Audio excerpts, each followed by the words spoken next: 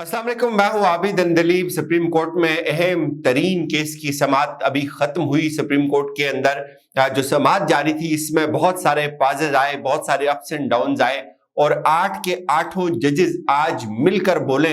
और जो धुलाई हुई आज हुकूमत की, आज अटॉर्नी जनरल के साथ जो कुछ हुआ, जो कुछ नून लीग के वकील के साथ हुआ, बड़ा इंटरेस्टिंग है, बड़ी इंटरेस्टिंग समाअत है। उसके बहुत सारे इंपॉर्टेंट पॉइंट्स मैं आपके सामने रख रहा हूँ, जो हमने खुद वहां देखे कोर्ट रूम के अंदर। जो सख्ता तारी हुआ, बाज़ औक़ात कुछ इवेंट्स ऐसे भी आए। तो आज ये समाअत थी। मैं आपको शॉर्टली बताऊं कि सुप्रीम कोर्ट के इख्तियारात के हवाले से हुकूमत ने जो एक बिल बनाया था, जिसका सबसे बड़ा हुकूमत को फायदा ये पहुंचना था कि चीफ जस्टिस साहब बेंच अपनी मर्जी से नहीं बना पाते। वो बेंच का इख्तियार जो था वो 3 मेंबर कमेटी के पास चला जाता। हुकूमत बेंच के इख्तियार काजी फाइज ईसा साहब को और सरदार तारिक मसूद साहब को देना चाहती थी। उस हवाले से आज ये केस था सुप्रीम कोर्ट के अंदर। तो इसमें 8 मेंबर जो बेंच है, जिसमें काजी फाइज ईसा ग्रुप के जितने भी जजेस उनमें से कोई एक भी शामिल नहीं है। तो इस बेंच ने आज इस केस की धुआंधार समाअत की। अटॉर्नी जनरल जब रोस्ट्रम के ऊपर आए, उसके साथ साथ सलाउद्दीन आए, जो नून लीग के वकील थे, उन्होंने आते साथ ही ये इस्तदा कर दी कि हमें फुल कोर्ट चाहिए।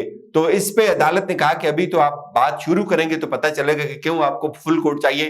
पहले अटॉर्नी जनरल बात कर लें। हुकूमती जो वकील थे अटॉर्नी जनरल, उन्होंने पहले बात की, उन्होंने शुरू इस बात से किया कि हमें भी फुल कोर्ट चाहिए। तो इस पे जो सवालात आना शुरू हुए वो बड़े खौफनाक थे। और सवालात, सबसे पहला सवाल जस्टिस मुनीब अख्तर साहब की तरफ से आया कि आप फुल कोर्ट की बात कर रहे हैं, आप हमें लॉजिक बताएं, फुल कोर्ट के पीछे आपकी लॉजिक क्या है। आपने जो एक बिल बनाया है, आपने ये जो पार्लियामेंट के एक एक्ट बनाया है, इसके अंदर भी जो है वो बहुत सारे जवाबात मौजूद हैं। उन्होंने कहा जी कि फुल कोर्ट इसलिए बनाया जाए कि फुल कोर्ट जो है वो उससे एक कलेक्टिव विजडम आ जाएगी और ये तासर खत्म हो जाएगा। तो इस बात आगे बढ़ी, वो काफी लंबे उन्होंने दलाइल दिए। लेकिन अचानक से जो जस्टिस आयशा मलिक साहिबा थी, जब उन्होंने बातचीत शुरू की तो उन्होंने ऐसा धमाकेदार सवाल किया। पहला ही सवाल उनका जो था ऐसा था कि एकदम जो है ना वो सब चौंक कर रह गए कि ये क्या कर दिया जस्टिस आयशा मलिक साहिबा ने। उन्होंने कहा जी कि यहाँ जो मामला है, आप बार बार ये बात कर रहे हैं कि हमें फुल कोर्ट चाहिए। फुल कोर्ट का मतलब है पूरे 15 जजेस चाहिए, लेकिन यहाँ मामला फुल कोर्ट का तो है ही नहीं है। यहाँ तो मामला है लेजिस्लेटिव कॉम्पिटेंस का। अब ये बड़ी खौफनाक बात थी। जब अटॉर्नी जनरल ने ये बात सुनी तो वो एकदम उनको जो है ना वो झटका लग गया कि ये क्या हो गया। लेजिस्लेटिव कॉम्पिटेंस का सवाल उन्होंने उठा लिया कि जो लोग ये कानून बना रहे हैं, क्या वो इस काबिल भी हैं कि वो इस तरह का कानून बना सकें। जो हमारे सामने जो मामला है, जो एक प्रपोज्ड एक्ट है, क्या उन लोगों की ये सलाहियत या उनकी ये हैसियत है कि वो ये कानून बना सके। सबसे पहले आप लेजिस्लेटिव कॉम्पिटेंस को सुप्रीम कोर्ट के अंदर जस्टिफाई करें, उनकी सलाहियत को जस्टिफाई करें कि वो ये कानून बनाने के एहल हैं भी या नहीं है।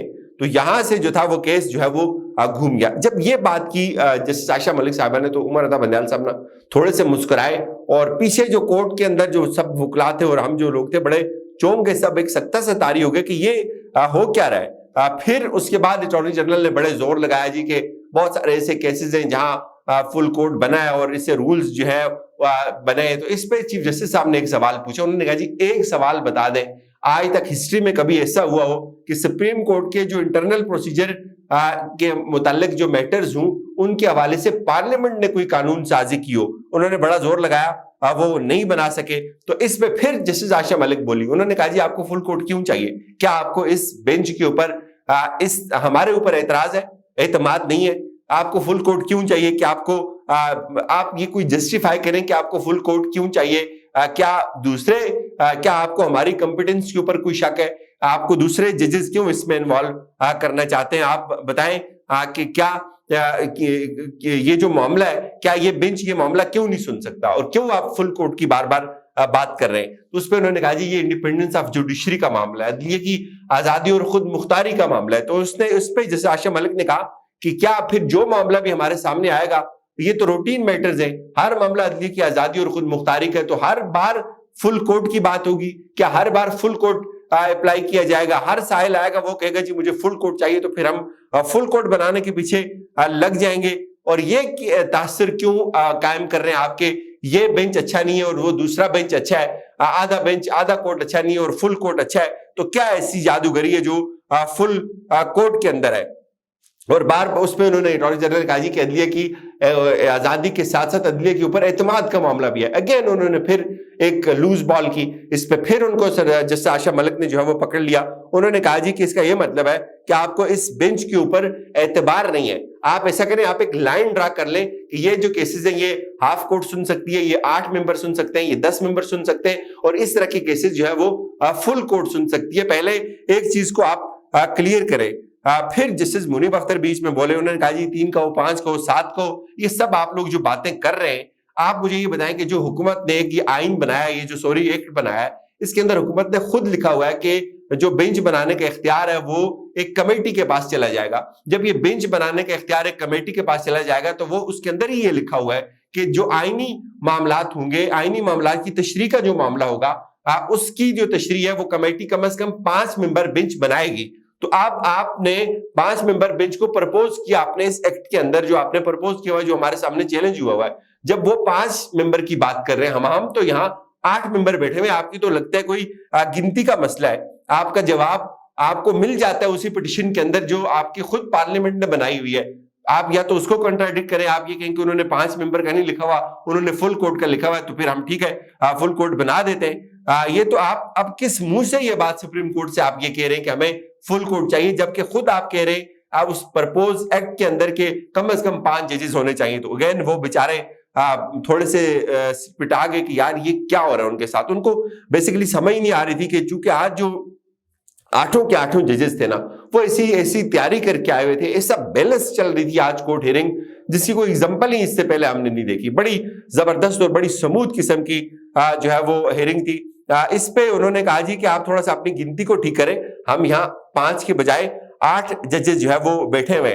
اور اس پہ پھر جسٹس عائشہ ملک بولی, انہوں نے کہا کہ آپ بار بار فل کورٹ کی بات کر رہے ہیں, ہم یہاں جو بیٹھے ہوئے ہم نے آپ کی استطاعت جو ہے وہ اس کو دیکھ لیا ہے, کوئی اور بات کریں, اس سے آگے بڑھیں, پلیز موو آن.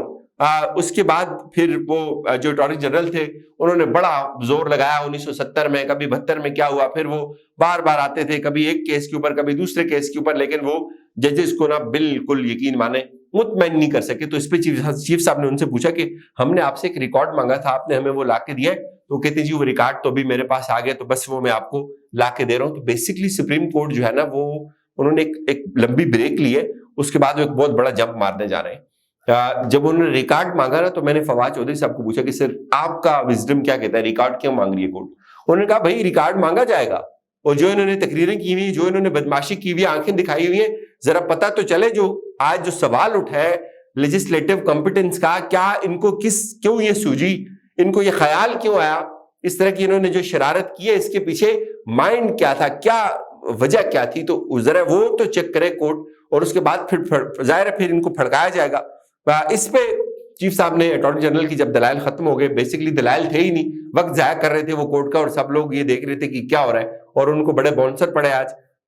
تو اس پہ چیف صاحب نے کہا جی ہمیں مزید بھی رہنمائی چاہیے.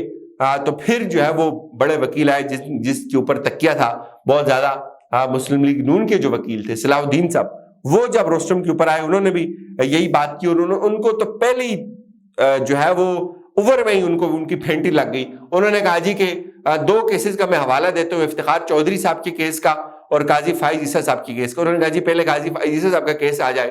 قاضی فائز عیسیٰ صاحب کا کیس جیسے ہی انہوں نے حوالہ دیا, جسٹس اعجاز الحسن نے ان کو سنب کر دیا کہ بھائی یہ معاملہ اور قاضی فائز عیسیٰ کا معاملہ دیر از ہیل آف ڈفرنس, اس کے اندر بڑا فرق ہے, یہ آپ جو بات کر رہے ہیں یہ بات ہی کچھ اور کر رہے ہیں آپ, اس کیس کا کوئی تعلق ہی نہیں ہے قاضی فائز عیسیٰ صاحب کے کیس کے ساتھ.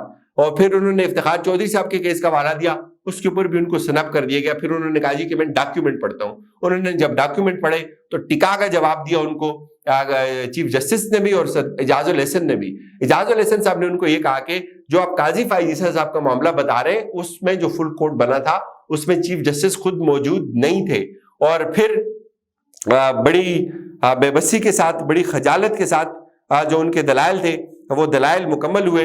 اور اس پہ چیف جسٹس صاحب, چونکہ ایک جو جج ہے انہوں نے آؤٹ آف کنٹری جانا ہے شاید, تو یہ معاملہ جو تھا وہ اب چلا گیا ہے. تین ہفتوں کے اوپر. تو یہ میں نے آپ کو امپورٹنٹ پوائنٹس جو تھے اس کے بتا دیے. شارٹلی میں اس کے اوپر ایک اور ڈیٹیل ویڈیو کروں گا کہ کیا ہوا حکومت کے ساتھ ایکچولی. مجھے اجازت دیجیے، اپنا خیال رکھیے گا. خدا حافظ.